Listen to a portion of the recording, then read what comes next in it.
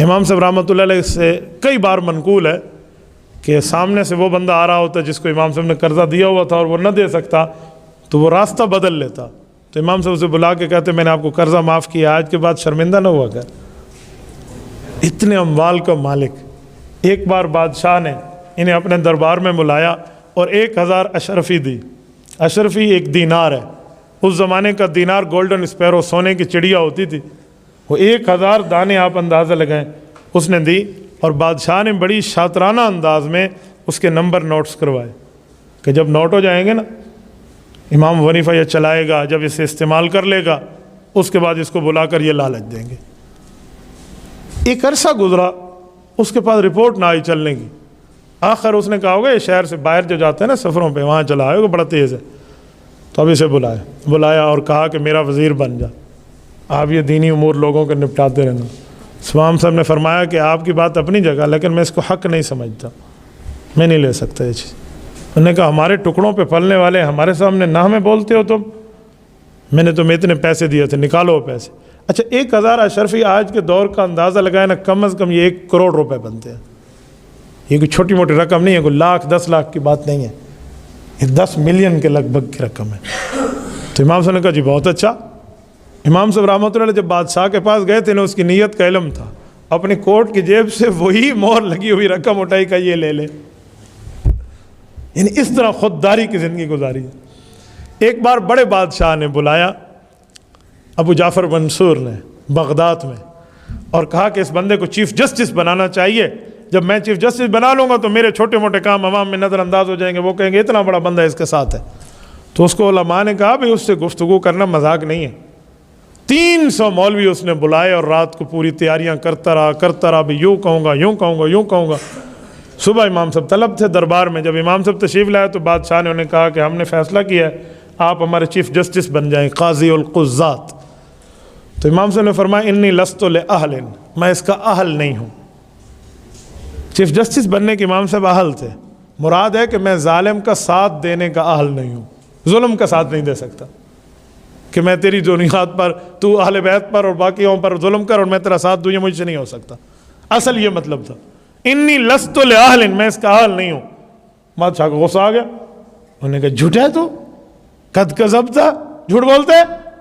تو امام صاحب نے بادشاہ کا ہاتھ پکڑا، مسید ہاتھ دکھاؤ، کیوں ہاتھ پکڑا؟ کہا امیر المؤمنین ایک بات تو طے ہو گئی۔ کہا کیا؟ کہ میں ہوں جھوٹا، تو آپ سچے ہوئے؟ کہا جی ہاں۔ تو کہا جھوٹا آدمی کبھی قاضی نہیں بنتا، یا بولا ہے جھوٹ آپ نے کہ میں سچا تھا مجھے جھوٹا کہا، تو جھوٹے کو امیر المؤمنین نہیں ہونا چاہیے۔ اب بتا تو جھوٹا ہے یا میں جھوٹا ہوں؟ اس کے جواب میں کیا کہتا؟ وہ تو کہتے ہیں 3 نہ 3 میں نہ 13 میں۔ انہوں نے کہا جانے دو یار، کبھی بھی کسی ظالم کا کسی مسئلے پر ساتھ نہیں دیا۔ جب 150 ہجری میں دنیا سے رخصت ہوئے تو لوگوں کو ایک حدیث پاک یاد آئی کہ اللہ کے رسول نے فرمایا تھا، مسند دیلمی میں حدیث ہے، ترفع زینت الدنیا سنت 50 و 100، کہ جب 150 ہجری کا زمانہ مکمل ہوگا تو اللہ دنیا سے اپنی زینت، اپنے حسن کو اٹھا لیں گے۔ وہ اس وقت پتہ چلا جب اسی مہینے کی 15 تاریخ سن 150 ہجری کو امام ابو حنیفہ اس دنیا سے رخصت ہوئے۔ اور کیسے ہوئے؟ بادشاہ نے اسی ظلم کی پاداش میں کہ میرا وزیر اور قاضی نہیں بنا، انہیں جیل میں ڈلوا دیا، اور امام صاحب رحمۃ اللہ علیہ جیل میں تھے، اور اس بندے نے جیل میں ظلم اور تشدد کی انتہا کرائی، لالچ بھی دی، لیکن امام صاحب کبھی نہیں ہٹے۔ کہ میں ظلم کا ساتھ نہیں دے سکتا، میری گردن جدا کر دے۔ میں رسول اللہ صلی اللہ علیہ وسلم کل قیامت میں منہ دکھانے کے قابل ہوں گا کہ میرے ماتھے پر کسی جو ہے نا ناحق کا خون ہو اور میں اس کے قتل پہ دستخط کروں اور تو اپنی حکومت کی لالچ میں اسے مار دے، میں یہ دھبا لے کر حضور کی خدمت میں نہیں جا سکتا۔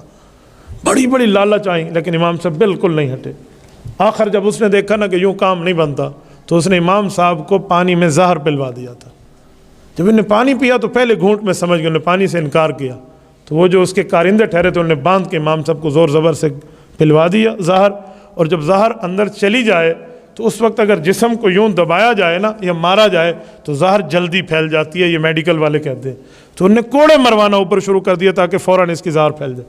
تو امام صاحب نے جب دیکھا نا کہ اب میری زندگی کا اختتام ہے تو ان نے سر سجدے میں رکھا اور سجدے کی حالت میں بھی دنیا سے رخصت ہو گئی۔ امام صاحب نے شہادت پائی ہے، اور اس کے بعد ان اس وقت ایک وصیت کی تھی اپنے ایک شاگرد کو، اپنے گھر میں یہ پیغام بھیجا تھا کہ جب میں فوت ہو جاؤں نا، یہ جو بادشاہ نے نایا قبرستان بنایا مجھے ادھر دفن نہ کرنا، یہ غصب کی زمین ہے، یہ فلاں بندے کی تھی، اس نے ظلماً اس کی زمین ہتھیا لی ہے، پیسے دیے، کہا میری فلاں جگہ کے جو پیسے قرض آئے گا فلاں جگہ سے ذاتی زمین خریدنا، مجھے ادھر قبر دینا، میں اس ظالم کے قبرستان میں نہیں جاتا۔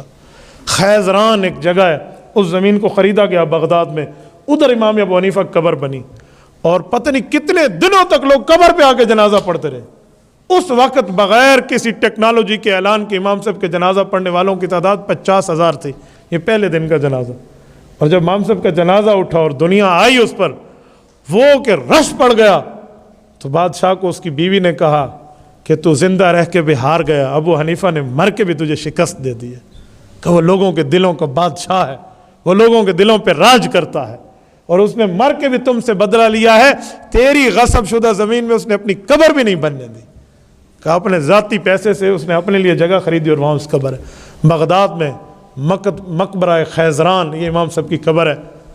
میری بڑی خواہش ہے، دعا فرمائے اللہ اسباب عطا فرمائے، حضرت امام صاحب کی قبر پہ ہم حاضری دیں۔ بغداد میں حضرت شیخ عبد القادر جیلانی محبوب سبحانی رحمہ اللہ کا بھی مزار ہے، جو ولایت میں اتنے بڑے ہیں جیسے فقہ میں امام ابو حنیفہ ہے، تو ان دونوں کی قبور وہاں ہے، اللہ اسباب عطا فرمائے، اور میری دعا ہے اللہ پاک ان کی قبروں پہ کروڑوں اربوں رحمتیں نازل فرمائے۔